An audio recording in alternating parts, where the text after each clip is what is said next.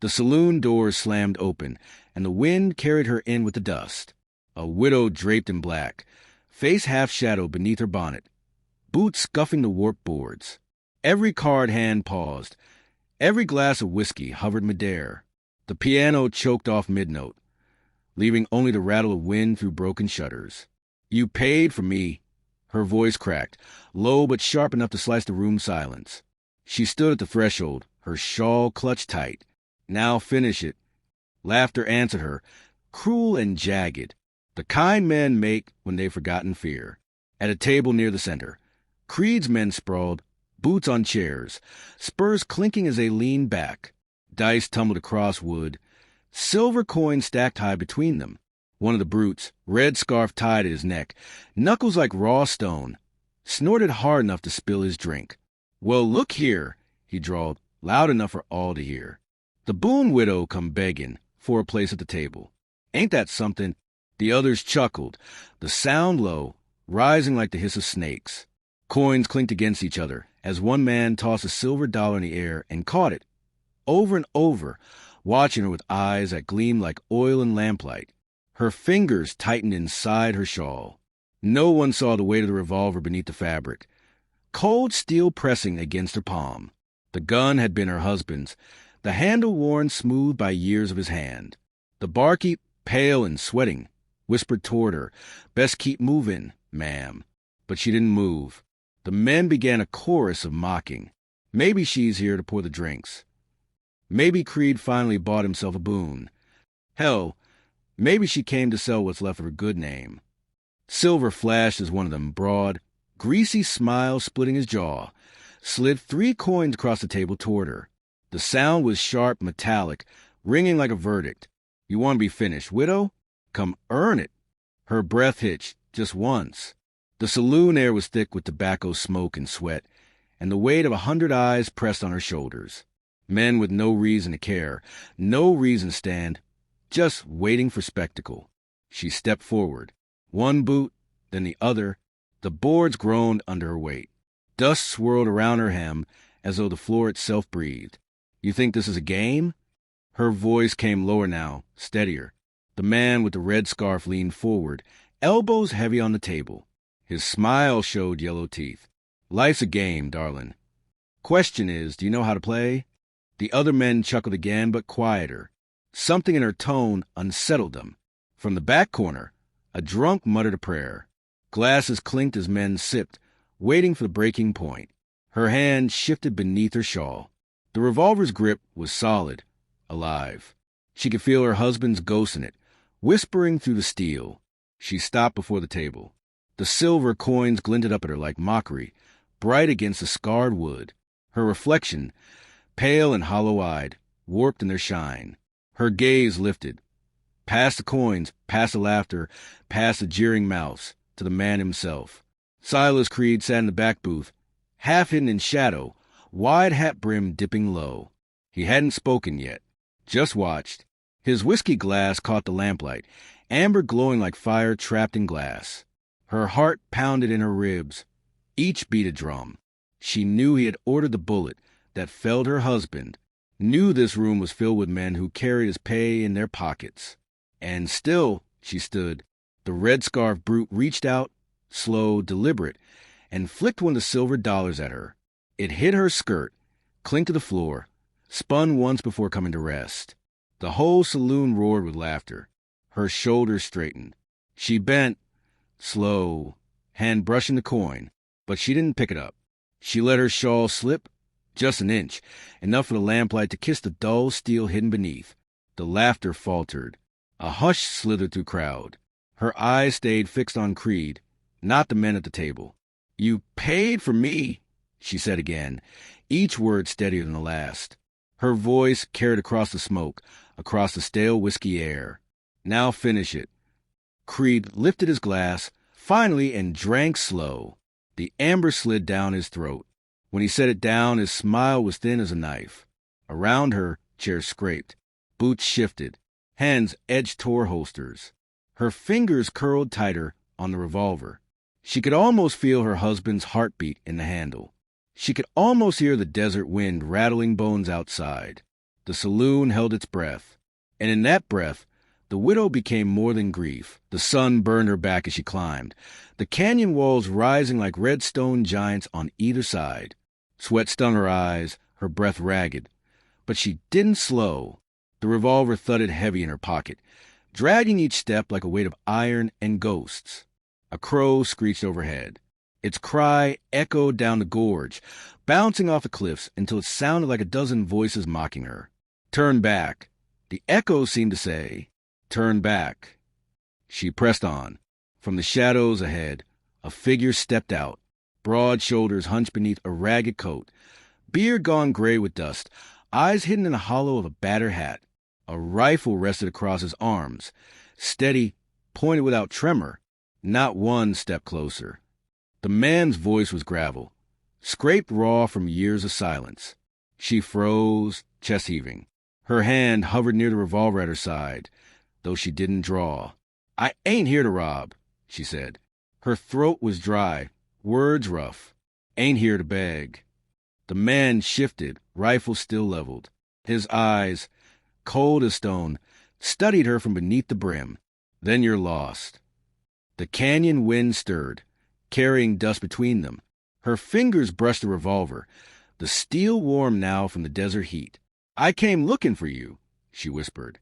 The man's jaw clenched. For the first time, his grip on the rifle wavered. Just a fraction. Folks been whispering about an old gunfighter out here, she pressed on, voice shaking but stronger with every word. A man faster than death. Said you vanished after the wars. Said you were finished. The man's silence was answer enough. Her eyes hardened. I got no one left. Creed took it all. I ain't a skin you to fight my war. Just teach me how to fight my own. The canyon quieted. Even the crow had gone. Only the faint whistle of the wind remained. At last, the man lowered the rifle. His movements were slow, deliberate, as though the act itself was heavier than he was. He turned his back on her and walked into the shadows of a narrow trail, voice drifting behind him. If you're fool enough to follow, then follow. She did. The canyon widened to a hollow of stone, scattered with broken bottles and rusted cans. Bullet holes pocked the rocks, scars from another time. A fire pit smoldered low, smoke curling into the sky. Draw, the old man ordered, turning to face her. She blinked. What? Draw. His hand blurred, revolver already in his grip, muzzle aimed square at her chest. She hadn't even seen where it came from. Her breath caught. She fumbled for her weapon, nearly dropped it, metal clanging against the stones. By the time she managed to raise it, her arm shook so bad she couldn't steady the sights. The man lowered his gun, disgust etched deep in his lined face. You'll be dead before you clear leather. Her jaw tightened. She lifted the revolver again, this time steadying it with both hands. The barrel wavered at a tin, can set on a ledge. She pulled the trigger. The shot cracked, echoing off the canyon walls, the smell of gunpowder hot in her nose. The bullet went wide. The can didn't even flinch. The old man spat into the dust. Again, she fired. Missed. Fired again. Missed worse. Her shoulders sagged, revolver lowering. Maybe I can't. The man's hand snapped out, gripping her wrist. His eyes burned, sudden and fierce. No talk. No, quit. His voice was thunder. Again. The revolver jumped in her hand as she pulled the trigger. The shot sparked stone inches from the can. Dust puffed. She bit her lip hard enough to taste blood. Again. Another shot. Closer. Again. The can toppled with a clang. Silence filled the canyon, broken only by the slow rasp of her breathing. The old man let go of her wrist. His face was unreadable, but he didn't look away. You carry grief like a chain, he said at last. It drags your hand, blinds your eye. You want to fight, Creed, you break it, or it breaks you. She wiped sweat from her brow, nodding once. He tossed another can on the ledge. Again. The revolver lifted, steadier now. Bang. The can flew. The sound of it clattering down the rocks carried like music, like a hymn. And for the first time in days, Clara Boone allowed herself to breathe without shaking. Hooves struck the earth like drumbeats of war. Dust rose in cloud behind them. Hanging in the pale sky as Clara Boone and Ezekiel Harlan rode side by side. The widow's shawl was gone, her black dress traded for plain riding cloth, revolver heavy at her hip. The canyon behind them faded into distance. Ahead stretched the road to Perdition's Bend. Neither spoke, only the creak of leather, the snort of horses, and the rhythm of hooves filled the silence. At the ridge above town, they reined in. The settlement lay sprawled in the valley. Shacks, barns, the crooked church spire, and the saloon standing proud in the center, like a king's throne. Music carried faint on the wind, mingled with the drunken shouts of celebration. Creed's banner hung across the main street. Victory feast. Clara's jaw set hard. Her fingers brushed a revolver at her side, the iron warm against her skin. Ezekiel's voice broke the quiet, low and even. This is your road. Ain't mine. She turned her eyes to him. His face was stone, unreadable. You trained me, she said. I showed you how to hold a gun. The rest's on you. Her breath shuddered. She looked back down at the town, lights glowing like fireflies in the dusk. Laughter rolled up the street, ugly and triumphant. I walk in there, she whispered. He'll be waiting. Ezekiel nodded once. Then don't walk like prey. The horses descended the trail, hooves clattering on loose rock. By the time they reached the main road, night had settled. Stars scattered like silver above the desert sky. The town stilled when they entered. Conversations died on porches. Men leaned against posts, eyes narrowing. Women pulled their children inside. The widow and the old gunfighter rode down the center of Perdition's Bend as though time itself held its breath. Clara dismounted before the saloon. Dust swirled around her boots. She tied her horse with hands that didn't shake. Ezekiel swung down beside her, his shadow stretching long in the lamplight. From inside came the sound of fiddle, fast and drunken. Voices sang out, off-key and wild. She pushed through the saloon doors. Heat struck her face first, lamps blazing, smoke thick, sweat dripping from the bodies packed shoulder to shoulder. Men cheered, glasses slammed, dice rattled across tabletops. At the back, beneath a banner of his own name, sat Silas Creed. His coat was black, embroidered with silver thread, hat tilted like a crown. Women laughed at his side, though their eyes were empty. Men roared at his jokes, though their laughter was bought. Clara's boots thudded on the floorboards, each step cutting into the noise. The fiddle slowed. The cheering thinned. By the time she reached the middle of the room, silence fell like a blanket. Creed leaned back in his chair, smile curling. Well, now, he drawled, voice dripping with venomous charm. If it ain't the Boone widow. Come to toast my victory, have you? Her throat tightened, but she forced the words through. I came to see it finished. Laughter rippled across the room, but weaker now, uncertain. Creed stood tall and broad, hat shadowing his eyes. He raised his glass, amber liquid sloshing. You hear that, boys? She came to see it finished. The crowd laughed again, louder this time, but Clara didn't flinch. Her eyes locked on Creed's. You took everything I was, she said, voice ringing clear.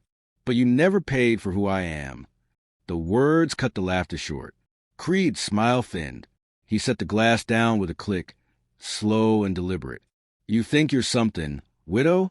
Nothing but shadow Korean a dead man's gun. She let her hand fall to revolver. Not drawing. Not yet. Ezekiel moved behind her, silent as a shadow, eyes sweeping the room. Every man in there had a pistol. Every eye glimmered with hunger for blood. The tension thickened, heavy as thunderclouds before a storm. Creed spread his arms wide, mocking. Well, darlin', if you want to play at being a man, the floor's yours. The widow's hand brushed the revolver's worn grip. Her voice came steady as stone. I ain't playing. The saloon trembled with silence. All eyes on her. All guns ready. The storm had come to Perdition's Bend. Hands hovered near holsters. Boots scraped wood. The saloon's air grew thick with smoke and sweat. The silence broken only by the creak of a chair, the nervous cough of a drunk too slow to leave. Clara Boone stood in the center, revolver at her hip, eyes locked on Silas Creed.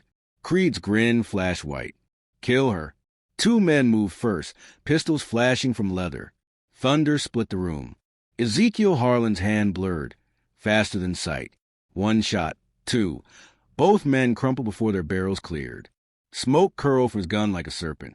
The crowd froze. Creed's face darkened. Take 'em both. Chairs toppled, bottles shattered, pistols scraped from holsters. But Ezekiel was already moving, steel barking fire. One man dropped, then another, his aim merciless, unerring. Bullets chewed the walls, splinters rained, screams echoed. Through the storm, Clara didn't move. Her hand hovered over the revolver, her eyes locked on Creed. His sneer twisted into something uglier, something afraid. He slipped a derringer from his coat, fast, hidden beneath the table's edge. The barrel snapped toward her chest. The room shouted. Clara's revolver cleared leather. The shot cracked like judgment. Creed staggered, eyes wide, glass shattering from his hand. He stared at the dark bloom spreading across his vest, disbelief breaking his grin. His derringer clattered to the floor, unfired. The saloon froze in silence. Creed swayed once, then fell, his body shaking the table to the ground. Coins spilled across the boards, silver scattering in the dust like lost souls. Clara's revolver smoked in her grip, steady, unshaken. The town stared. No one laughed now. No one mocked. Ezekiel stepped to her side, eyes sweeping the room one last time. Not a man moved. Not a voice dared rise. His words came low, rumbling like distant thunder. Now, they'll tell it different. They'll say a widow carved her justice from the bones of this town. Clara lowered the revolver, the weight of it heavy but no longer unbearable.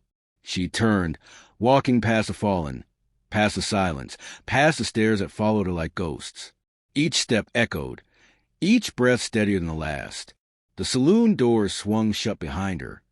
And so the tale was carried, from the canyons to the deserts, from firelit camps to creaking porches. Folks told of the Boone widow. They said she walked into Perdition's bend with sorrow in her heart and iron in her hand. They said Creed's empire ended not with an army, but with a single bullet fired by a woman no man thought could stand. And every time the story was told, the ending rang the same. She came in grief. She left in legend.